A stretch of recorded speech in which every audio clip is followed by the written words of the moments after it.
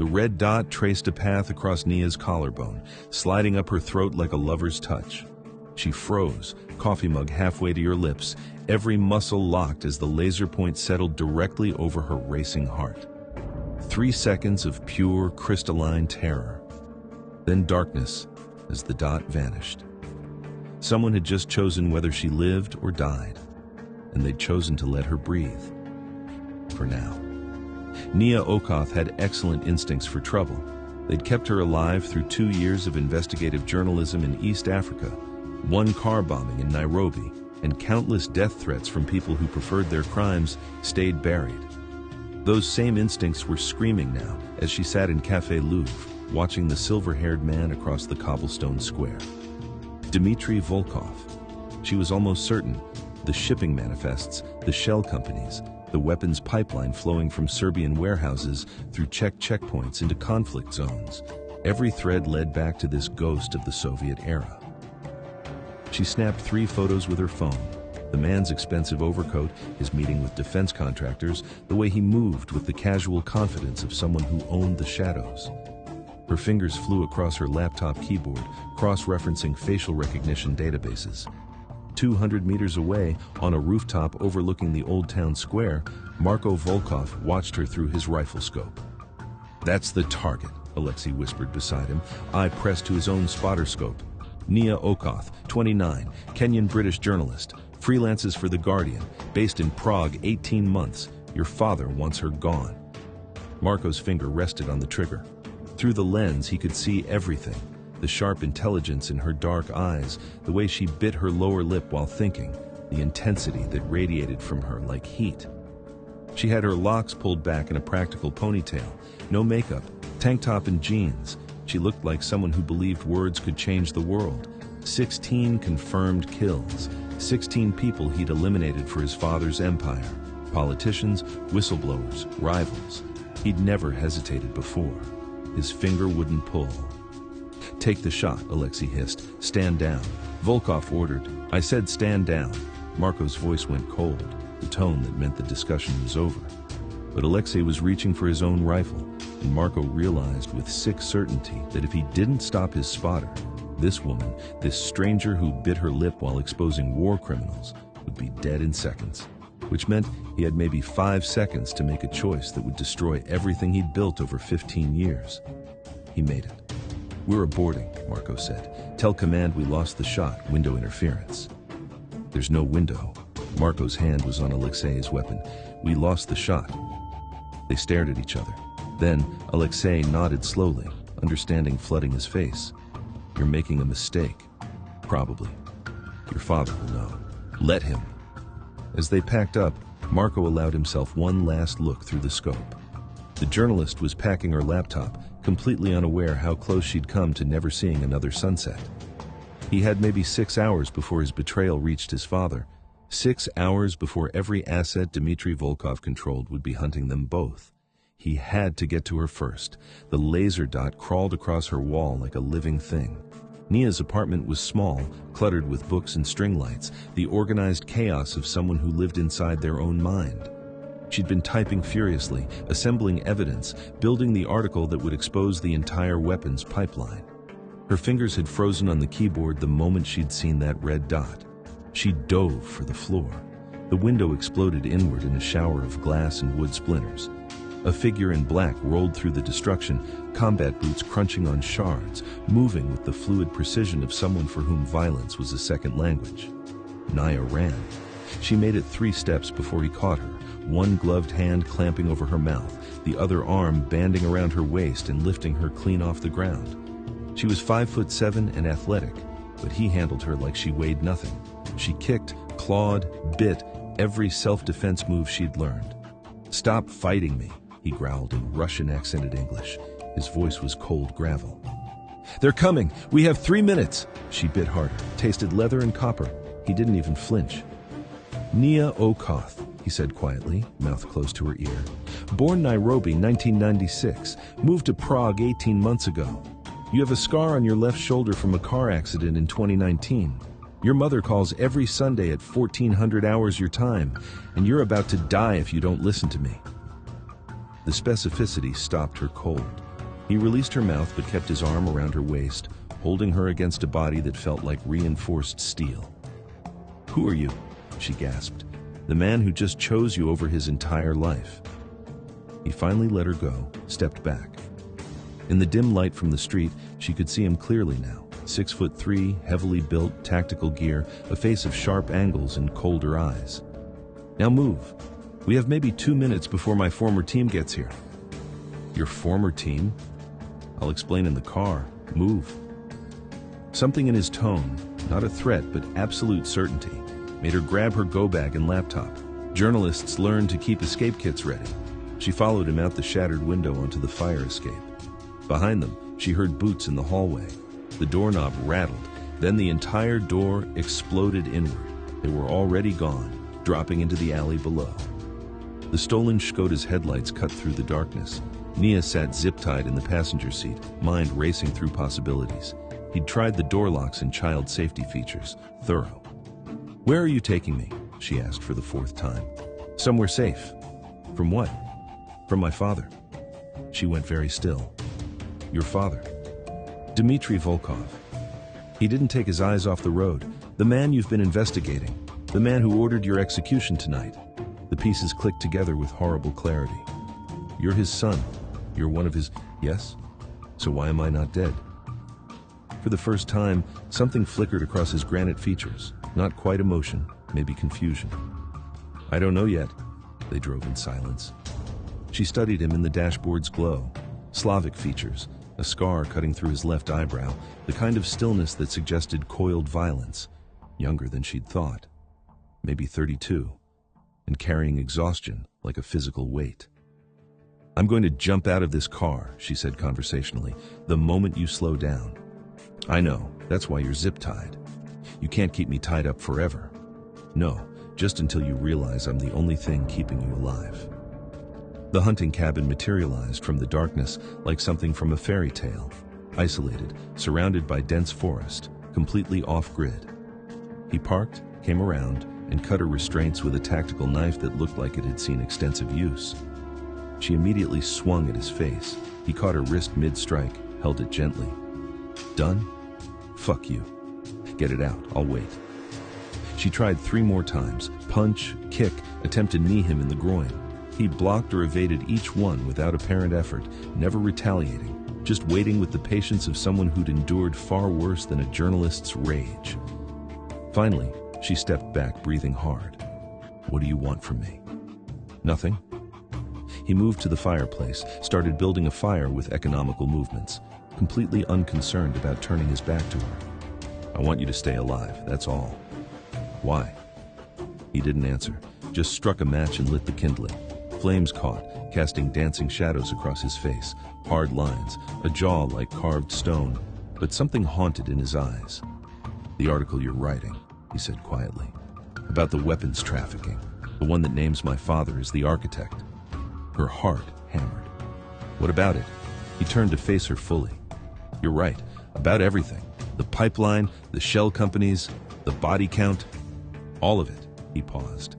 "And now he knows you know, which means you have maybe 48 hours before this becomes international. So you're here to silence me."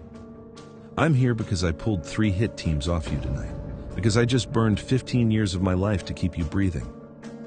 His voice went rougher. "Because when I looked at you through that scope, I thought, if I kill her, something important dies, something the world needs." She sank onto the weathered couch, legs suddenly weak. "You're serious?" "Unfortunately, this is insane. Completely." He almost smiled, a bitter twist of lips. "But here we are. You're the journalist who can't let truth stay buried. I'm the weapon who finally refused to fire. And we're both fucked. Despite everything, the terror, the confusion, the absolute impossibility of this situation." She found herself believing him. Maybe it was journalist's instinct. Maybe it was the raw honesty in his voice. Maybe it was the way he looked at her like she was something precious he didn't know how to hold. "How long do we have?" she asked. "Here? Maybe 3 days before they track us." "Then I guess we'd better figure out what happens next."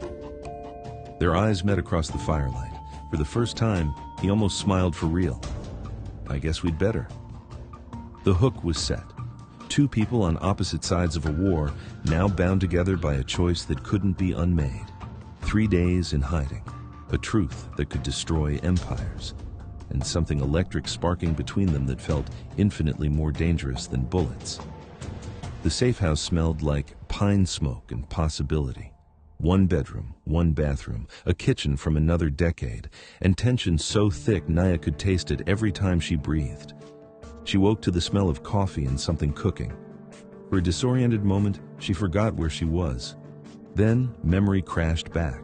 The laser dot, the explosion, the impossible man who'd kidnapped her to save her life. She found him at the stove, cooking eggs with military precision. He'd changed into civilian clothes, dark jeans, thermal shirt that did nothing to hide his build. She was still in yesterday's tank top and shorts, no bra, acutely aware of how little separated her skin from his attention. "You cook," she said. "I do many things. Kill people, kidnap journalists, make breakfast." "Exactly." He slid a plate toward her. "Perfect scrambled eggs, toast, eat. You'll need energy." "For what?" "For whatever comes next."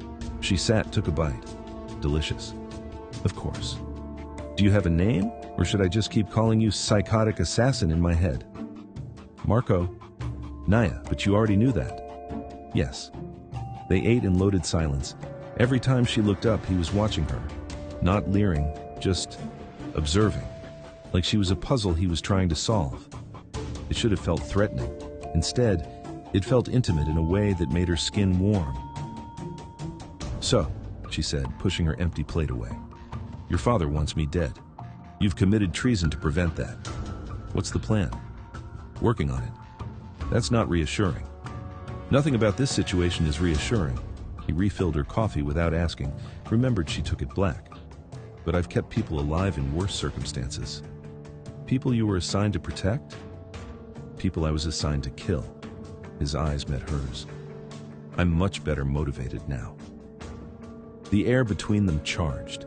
She broke eye contact first, pulse hammering. "I need to work. My laptop. No internet. Too risky. But you can write offline." "Fine." She stood, grabbed her computer, tried to create distance. But the cabin was small, and everywhere she went, she could feel his presence like heat from a furnace. She sat up at the small kitchen table, reviewing her research files. He sat on the couch, methodically cleaning weapons with the focus of meditation. The domesticity was surreal. "How long have you worked for him?" she asked without looking up. "Since I was 17. "Jesus, did you have a choice?" "Everyone has a choice. I made mine." "And now?" "Now I'm making a different one." She typed notes, trying to maintain professional distance. "Why me specifically? Why save me and not any of the others?" Silence stretched. Then, "You looked like you believed it would matter. The article, like exposing the truth would actually change something." His hands stilled on the rifle. "I haven't believed that in a long time." It was the first genuine thing he'd said. She felt it settle in her chest, warm and dangerous. "And now?" she echoed. "Now I'm starting to wonder if you're right. Or completely insane. Maybe both. Definitely both." It was almost flirting. The realization made her breath catch. She was verbally sparring with her kidnapper-turned-protector, and some treacherous part of her was enjoying it. They discovered the bathroom situation at the worst possible time. She needed to shower, was covered in glass dust and dried sweat. The cabin had exactly 1 bathroom. "I'll stand guard outside," he said, handing her a towel. "You'll listen to me shower." "I'll listen for threats. There's a difference." "Is there?" His jaw tightened. "Yes. Now go. You'll feel better." She did, but the vulnerability of being naked with only a thin door between them made her hyper-aware of every sound. The water running, her hands on her own skin, the way she had to bite her lip to keep quiet because suddenly every sensation felt amplified. When she emerged in the towel, damp and warm, he was exactly where he'd promised, standing guard. He didn't look, didn't have to. She could feel his awareness like a physical touch. "Your turn," she managed. He showered fast, military efficient. She tried not to imagine water running over all those muscles, those scars. Failed completely. She woke thirsty, padded to the kitchen in the dark, found him at the window, rifle across his lap, watching the tree line, keeping them safe while she slept. "Can't sleep?" she asked softly. "I don't sleep much." Habit. She made tea, brought him a cup. They sat in companionable silence, shoulders nearly touching on the window seat. Outside, the forest was silver with moonlight. "Tell me something true," she said, "something not in the surveillance file." He was quiet so long she thought he wouldn't answer. Then, "I grew up in Siberia, cold so deep it cracks bones. My father sent me there every winter for training, survival skills, marksmanship, interrogation resistance." His voice was distant. "I was 7 the first time I nearly died of exposure. He said it would make me strong." "That's monstrous. That's family." She wanted to touch him, comfort him, didn't quite dare. "My turn. I'm terrified of small spaces. Got locked in a closet during the Nairobi attack. Couldn't get out for 3 hours. Sometimes I still wake up panicking, feeling the walls close in." "You're not locked in here," he said quietly. "Doors open anytime you want to leave. Except leaving means dying. Except that." They sat with that truth. She found her hand had somehow moved to rest near his on the windowsill, not touching, but close enough to feel his heat. "Why journalism?" he asked. "Because silence is complicit. Because the powerful only stay powerful when we let them hide their crimes." She turned to look at him. "Why did you finally say no?" "Because you looked alive, really alive, not just breathing, and I realized I'd been dead for 15 years. The confession hung between them like a held breath. His hand shifted, covered hers, rough palm, calluses from weapons, but the touch was infinitely gentle. "Nia, don't." She pulled away, stood. "We can't. This, whatever this is, we can't. I know. You're my captor, protector. Same thing. It's really not." She fled back to the bedroom. Lay awake for hours, skin burning where he touched her. He found cheap vodka in a cupboard. They drank by the fire, the alcohol loosening tongues and lowering defenses. She'd braided her locks back, was wearing yoga pants and a hoodie, looked younger, less armored. "That scar on your shoulder," he said.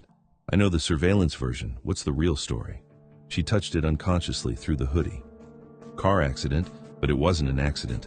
I was investigating police brutality in Nairobi. They ran me off the road, left me for dead." She took another shot. "Spent 2 weeks in hospital. My mother begged me to quit, become a teacher, something safe." "You didn't. Would you have?" "No." Their eyes met, recognition sparking. They were the same species, the kind who ran toward the fire instead of away. "Your turn," she said, emboldened by vodka and firelight. "That scar through your eyebrow." He touched it reflexively. "Training accident. My spotter's rifle discharged during an exercise, missed my eye by 2 centimeters. Did you quit?" "No, I learned to be more careful." "See? Same. We're nothing alike. We're exactly alike, just on different sides." "Not anymore." The words landed heavy. Not anymore. Because he'd chosen her side, changed everything. She shifted closer, close enough to smell him, pine smoke and cordite, and something darker underneath. "Why'd you really stop them from killing me, Marco?" He set down his glass, looked at her with those ice chip eyes. "Because when I saw you through that scope, I thought, if I kill her, something important dies, something the world needs." His voice dropped. "I've killed 16 people, never thought that before." Her breath caught. "That's the most terrifying compliment I've ever received." "Good. You should be terrified of me." "I am." "Liar." He was right. The terror was transforming into something infinitely more dangerous. She reached out slowly, traced the scar through his eyebrow with one fingertip. His skin was warm. He went absolutely still. His hand came up, caught her wrist, not rough, firm. "Don't." "Why not?" "Because if you touch me like that, I won't stop at touching back." Her pulse hammered against his fingers. "Maybe I don't want you to stop." The air went electric. His grip tightened, thumb finding the racing pulse at her wrist. His eyes dropped to her mouth. For a moment, one infinite moment, she thought he'd close the distance, take what they both wanted. Instead, he released her, stood, put the length of the room between them. "Get some sleep, Nia. We move locations tomorrow." He walked outside into the freezing night, leaving her by the fire, skin burning where he'd touched her, body aching with want and wisdom both. They didn't speak about what almost happened, but everything had changed. The awareness was unbearable now. When he handed her coffee, their fingers brushed and both felt it like lightning. She caught him staring at her mouth while she ate. He caught her watching his hands while he loaded ammunition. They were circling each other like matched predators, waiting to see who broke first. "We're moving to the mountain cabin today," he said. "More isolated, safer." "Okay." "It's a 4-hour hike. Think you can handle it?" "I've trekked Kilimanjaro. I'll manage." Pride flickered in his eyes. "Of course you have." They packed in synchronized silence, a unit forming despite themselves. She tested him. "What happens if we get caught?" He didn't hesitate. "They don't catch us." "But if, Nia," he turned to face her fully, "I've never failed a mission, not starting with you." It shouldn't make her feel safe. He was an assassin, a weapon built by brutal men. But something in his absolute certainty made her believe him. More than that, made her trust him. "Okay," she said quietly. "I trust you." He looked staggered, like she'd just handed him something fragile and priceless. Then, carefully, he reached out and tucked a stray lock behind her ear, the gentlest touch from the most dangerous hands. "We leave in 20 minutes, he said roughly. "Be ready." She was, for all of it. The mountain cabin was more isolated than the first, higher altitude, accessible only by hiking trail. They arrived exhausted, muscles burning, both of them covered in sweat despite the cold. Nia collapsed on the bed. Marco secured the perimeter, then joined her, sitting on the edge. Not touching, but close enough to feel his body heat. "We're safe for now," he said. "Define now." 48 hours, maybe more. She turned her head to look at him, tried to keep her voice steady. "Then what?" "Then I get you out of the country. New identity. Disappear you somewhere my father can't reach." "And you?" "I clean up the mess." She sat up. "What does that mean?" He didn't answer. "Marco, what does that mean?" "It means I go back, end this, permanently." "You're talking about killing him, your own father." "I'm talking about stopping him, however necessary." "That's a suicide mission."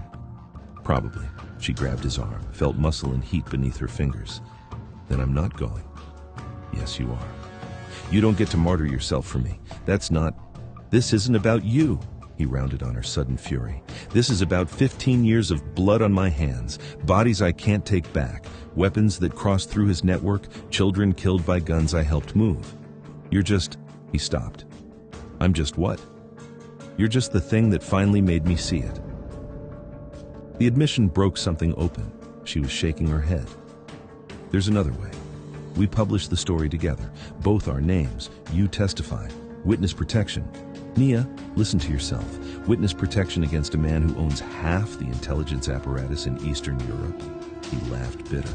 "There's no protection, no escape, not for me." "So you're just going to die after saving me? That's your plan?" "That's my penance." "Fuck your penance," she was shouting now. "You don't get to make me care about you and then throw your life away." Silence. Heavy. Loaded. "Care about me?" he repeated quietly. She realized what she'd admitted. Her face flushed. "That's not... I didn't mean..." He cupped her face in both hands, rough palms against her cheeks. "Say it again. Marco, say it." "I care about you," she whispered. "You impossible, damaged, infuriating man. I care, okay?" He kissed her. It wasn't gentle. It was hunger and desperation, and 3 days of tension crashing together. His hand slid into her hair, angling her head. She kissed back just as fiercely, fingers clutching his shirt, pulling him closer. They were fighting and surrendering through the kiss, biting and gasping, stumbling backward until he pinned her against the wall. "This is a bad idea," he growled against her mouth. "Terrible idea," she agreed, yanking his shirt over his head. He was all hard muscle and old scars, a roadmap of violence. She traced a puckered bullet wound below his ribs. He shivered, caught her hand. "Last chance to stop," he said. "I don't want to stop. Nia, I want you, all of it, now." He lifted her. She wrapped her legs around his waist. They made it to the bed in a tangle of desperate hands and shed clothing, everything raw and real and needed. When he finally pressed into her, they both gasped, not just from pleasure, but from the profound rightness of it, like two broken pieces finally fitting together. Afterward, they lay tangled together, breathing hard. His hand stroked her spine. She traced the scars on his chest. Neither spoke. The complications settled over them like a shroud. They'd crossed the line. and it changed everything. Marco's encrypted phone buzzed, first contact since they ran. He looked at the screen. His face went blank. "Who is it?" Nia asked, pulling the sheet around herself. "My father." "Don't answer," he answered. "Put it on speaker." Dmitry Volkov's voice was cultured, accented, terrifyingly calm. "Marco, my son, you've disappointed me. I know. Alexei tells me you've developed a conscience. How American of you. She's a civilian, an unarmed journalist. She's a threat. You were raised better than to let sentiment interfere with necessity." Nia watched Marco's face, carved from stone, revealing nothing, but she could feel him vibrating with tension. "Come home," Dmitry continued. "Bring the girl. We'll handle this quietly. You'll be forgiven. And her. She'll be managed painlessly, my word." "Your word means nothing." A long pause. Then, "You sound like your mother. Before I had her managed." Marco's eyes went dead. "We're done." "No, you're done. You just don't know it yet. Tell me, Marco, does the journalist know what you've done? The missions? The names?" Nia's stomach dropped. "Does she know about Nairobi?" Dimitri's voice was silk over razors. "About the reporter who was asking too many questions 2 years ago? The one who burned alive in a car fire? That was you, wasn't it, son?" Marco said nothing. "Ask him," Dmitry purred. "Ask him about James Kariuki, then decide if he's worth dying for." The call ended. Nia was ice. "Who's James Kariuki?" "Nia, who is he, Marco?" He closed his eyes. "A journalist, like you. He was investigating arms trafficking through Kenya. He got too close. And I killed him, made it look like an accident. That was 2 years ago." She couldn't breathe. "You killed a journalist for investigating the same thing I'm investigating." "Yes. And now you're protecting me. Why? Guilty conscience?" "Partly." "What's the other part?" He looked at her dead on. "Because I'm in love with you, and it's too late to unfuck that." Nia had been silent for hours, processing. Marco gave her space, sat outside on the porch, rifle across his knees, waiting. Finally she came out, sat beside him, didn't touch. "Tell me about them," she said. "All of them." "Nia, if we're doing this, whatever this is, I need to know, all of it." So he told her. Every mission, every name he remembered, 16 people, politicians, whistleblowers, rivals, one journalist. He didn't spare himself, didn't make excuses, just laid it out like evidence at trial.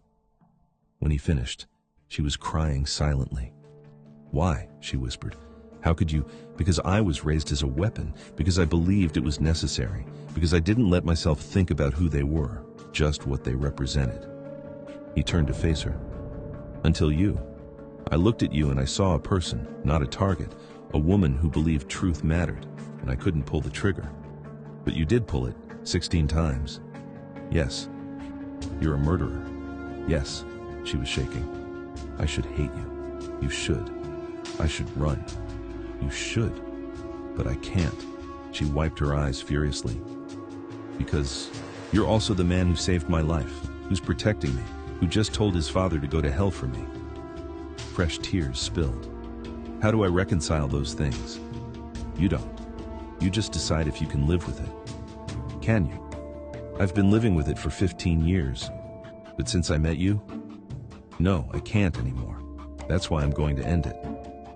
She grabbed his face, forced him to look at her. "Listen to me. You don't get to sleep with me, tell me you love me, and then die. You don't get out that easy. Nia, we find another way, together, or not at all. There is no other way. Then we make one." They spent hours strategizing. Nia proposed solutions: international press, Interpol, fleeing to non-extradition countries, faking their deaths. Every option hit a wall. Dimitri's network was too vast, his reach too long. "What if I'm the bait?" Nia said suddenly. "Absolutely not. Hear me out. I publish the article. Name him. Go public. He has to respond. Probably tries to discredit me, maybe sends another team, but that draws him out. Creates an opening for you.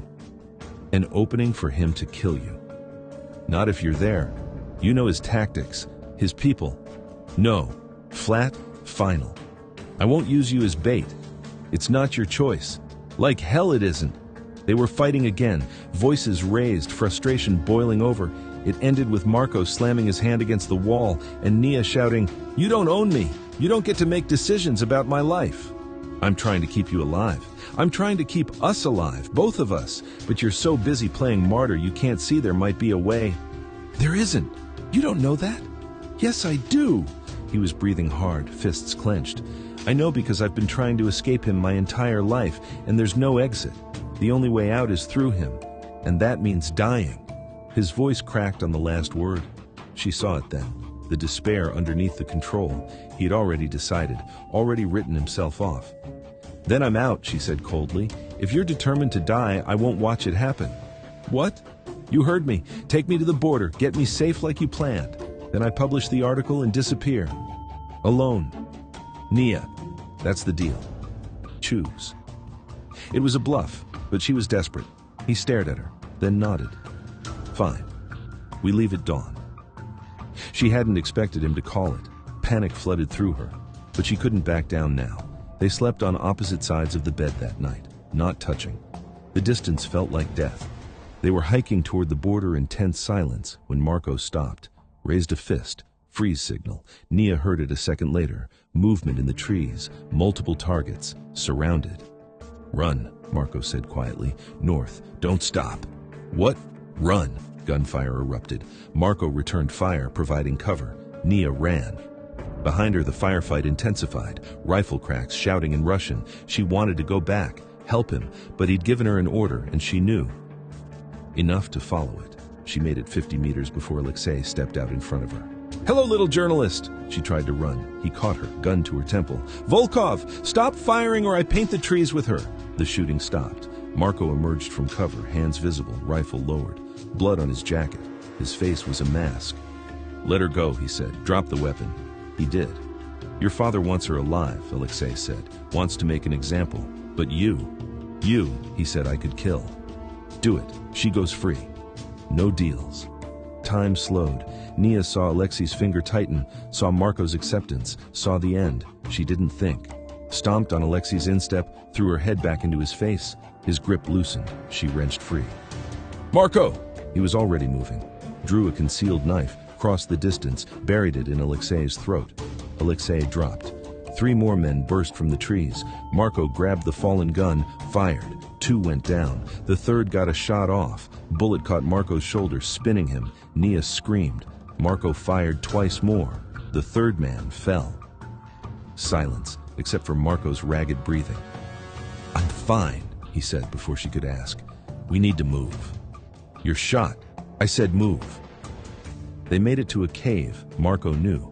Emergency bolt hole. He collapsed inside, back against stone. Blood soaked his jacket. Nia had basic first aid. She cut away fabric. The wound was bad, bullet lodged in muscle. "I need to get it out," she said. "Do it." She sterilized her knife in a lighter flame. No anesthetic, no proper tools, just her shaking hands and his clenched jaw. She dug. He made no sound. Just watched her face while she worked. Almost. Got it. The bullet came free. She packed the wound, wrapped it tight. Her hands were covered in his blood. "Thank you," he said quietly. She was crying. "You were going to let him kill you. I was trying to save you. By sacrificing yourself, how is that saving anything? Because you matter more than I do." His voice cracked. "Don't you get it? You're worth saving. I'm not. I'm 15 years of corpses and nightmares. But you still believe in truth, in justice, in words changing things. That's precious, and I will burn my life to the ground to protect it." She was sobbing now. "You stupid, noble, impossible man. I don't want a martyr. I want you alive here. Nia, I love you, okay? I love you, and I can't watch you die." He pulled her into his arms despite the pain. "I love you too. God help me." Small fire. Marco feverish but stable. Nia beside him, holding his hand. "I need to tell you something," she said. "Okay." The article. It's not just about the weapons ring. It's about your father specifically. His name, his operations, his entire network. Everything. "I know." "You what?" "I read your files that first night. I know what you were writing." "And you still saved me?" "Yes." "Why?" "Because it needed to be written." He squeezed her hand. Someone needed to stand up and say, "This is wrong." How could I stop that? It's going to destroy him. Good. It's going to destroy your life too. Your name will be in it. You'll be wanted, prosecuted. I know, and I'm ready. She started to cry again. This is so messed up. Completely. We're either going to die or spend the rest of our lives running. Probably. And I still want this. Want you. Me too. She kissed him, soft, tender. When they broke apart, we need a new plan. I'm listening. We publish everything, but smart. Multiple outlets simultaneously. Times, Guardian, BBC. Too many to suppress. We include your testimony. Full confession. That's a death sentence. For both of us, probably. But it's the truth. And maybe it's enough to bring him down. And after? After we run. New identities, somewhere remote. Disappear for real. Together? Together, if you'll have me. He cupped her face. Nia Okoth, I would follow you into hell itself. Good. Because that's probably where we're going. They started writing. Together. Nia woke alone. Marco was gone. So was his rifle. There was a note. I'm sorry. I can't let you do this. You'll publish the article. I'll end my father separately. It's the only way you survive. Don't follow me. Live, Nia. She read it 3 times, then screamed. He lied. Agreed to her plan just to placate her, then left to die alone. She had a choice. Respect his wishes and run. Or go after him. It wasn't even a question. She grabbed supplies, checked the laptop. The article was complete, stored encrypted. She started tracking. She wasn't a soldier, but she was a journalist. She knew how to find people, and she knew where Marco was going. Prague, to his father. To finish this the only way he thought he could. By dying. Not on my watch, she thought, and headed into the forest. Nia drove recklessly toward Prague, making calls en route. Contacted her editor, the Guardian's team, BBC producers. Sent the article files to everyone with instructions. Publish in 24 hours unless told otherwise. Creating a dead man's switch. Insurance that even if she died, the truth came out. Meanwhile, Marco had infiltrated his father's compound. Fortified estate, guards everywhere. He moved like a ghost. Skills that made him lethal now turned against the man who taught them. Wounded, feverish, running on will. But he'd gotten close. Through his scope, he watched Dmitri in his study. The old man looked tired, human. This was his father. The man who raised him, taught him to shoot, told him bedtime stories before the training started. His finger rested on the trigger. Wouldn't pull. Then Dmitri's phone rang. Marco watched him answer, watched his face change, calm to fury. He slammed down the phone, barked orders, guards mobilized. Marco realized, he knows I'm here. Plan B, get close enough to kill him with his hands. Marco crashed through the door. Guards raised weapons. Dmitri waved them off. Leave us. Sir, I said leave. They did. Father and son faced each other. Dmitri poured 2 glasses of vodka, slid one toward Marco. You look terrible, Dmitri observed. You look old. We both are what life made us, he sipped. You're here to kill me. Yes, because of the girl, because of everything. Dmitri nodded slowly. I trained you too well, taught you to think, to question. I should have made you more obedient. Alexei's dead. I killed him. Something flickered in Dmitri's eyes. This could have been yours, the empire. You threw it away for a woman you've known less than a week.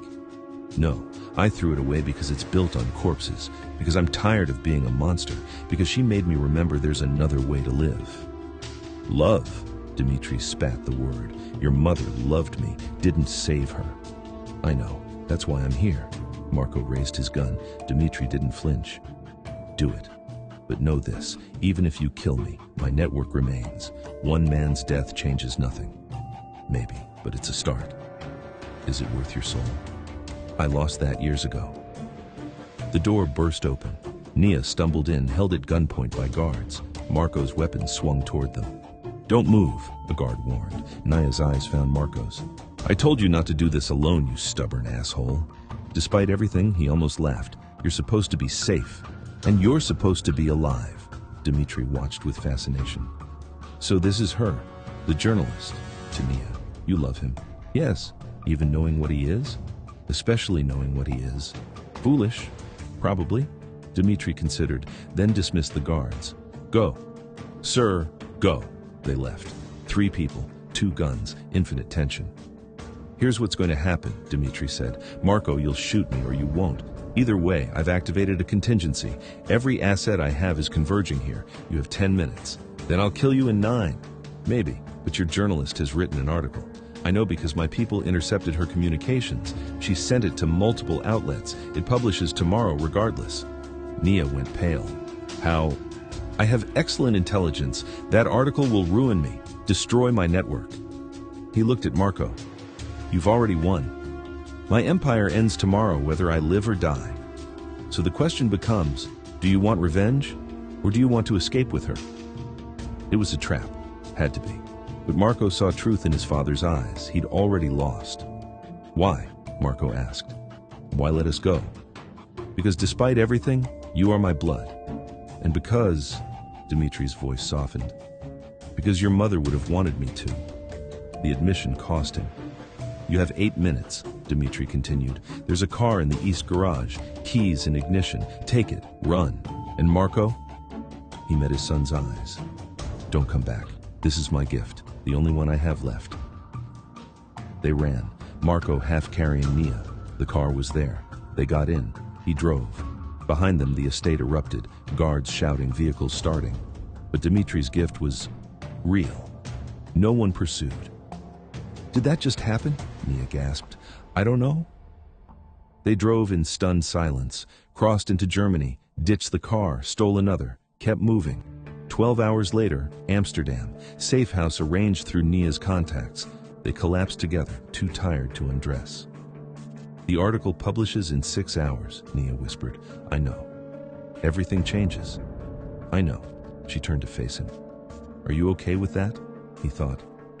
Yes, because I'll be with you. We're going to be running forever. Probably. Is that enough? He pulled her close. You are enough. Everything else is just geography. She kissed him, deep, grateful, when they broke apart. New rules. Okay? No more martyrdom. We survive together or not at all. Agreed. No more secrets. Everything honest. Agreed. And when we fight together, against the problem, not each other. Agreed, he added. And you stop taking stupid risks. Absolutely not. That's part of the package, Nia. Take it or leave it, Volkov. He sighed. I'll take it. They lay tangled together, listening to sirens. The article went live at 6 a.m. By 7 a.m. international news. By noon, Dmitri Volkov arrested. His network imploded. Marco and Nia watched on a burner phone. She was credited as author. He was mentioned as an anonymous source, protected. They'd changed their names, appearances. Ghosts now. We did it, she whispered. You did it. We both did. He kissed her temple. So what now? Now we disappear. Somewhere quiet, somewhere safe. And then we live, actually live. Figure out who we are when we're not hunted. He laughed, rusty but real. Like what? All right, I don't know, learn to garden. Gardening. You're good with your hands. She traced patterns on his chest. We could get a little house, mountains, all right. You'll brood attractively. We'll argue about dinner. Sounds domestic. Sounds perfect. It does. They lived in a cottage on the South Island. Sheep, mountains. Internet good enough for Nia to freelance. Quiet enough for Marco to sleep without nightmares, mostly. She worked on her laptop. He was outside, attempting to garden, terribly but earnestly. The domesticity was surreal, beautiful. A car appeared. They both tensed, old habits, just a neighbor with jam. You're too suspicious, Nia teased. You're not suspicious enough. We're safe here. For now. Marco, she took his face in her hands. We're safe. The network is gone. Your father's in prison. No one is looking. We won. We get to be happy. He wanted to believe it. Slowly, carefully, he let himself happy. Yes, you, me, this life. I'm not sure I know how. Then we'll learn together. She kissed him, soft, sweet.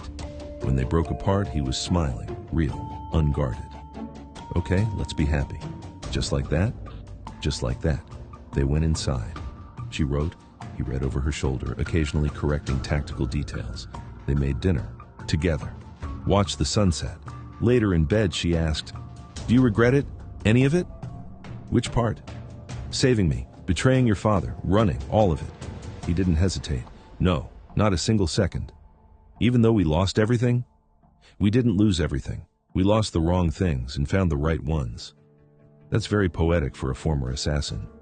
I'm reinventing myself. Assassin poet. She laughed. God, he loved her laugh. "I love you," he said. "I love you too." "Even the broken parts?" "Especially the broken parts." They fell asleep tangled together. Outside, the New Zealand night was quiet, peaceful, safe. For the first time in their lives, neither dreamed of running.